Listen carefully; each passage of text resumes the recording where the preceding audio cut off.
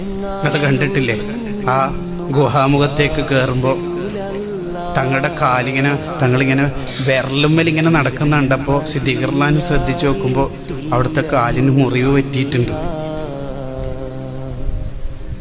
തങ്ങൾ 53 വയസ്സല്ലേ തങ്ങൾക്ക്. അന്ന് മുത്തനബി സ്വല്ലല്ലാഹു അലൈഹി വസല്ലം ഞങ്ങളെ സിദ്ദീഖുർ എടുത്തിട്ട് ഷോൾഡറിൽ കുഞ്ഞിനെടുക്കണ മാതിരി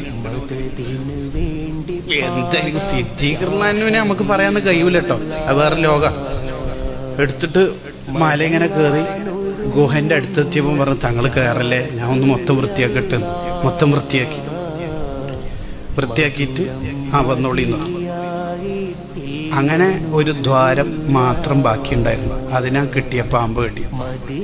സിദ്ദീഖുർ ടെൻഷൻ പാമ്പ് കടിച്ചതിലല്ല.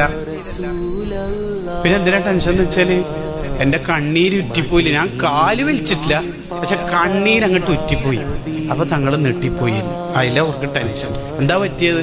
അപ്പൊ പാമ്പ് അടിച്ചു. ഉടനെ പറഞ്ഞൊരു വാക്കുണ്ട്, ഫിദാക അബി വ ഉമ്മി യാ റസൂലുള്ളാഹ് എന്ന് ഉടനെ പറഞ്ഞ വാക്കാണ്.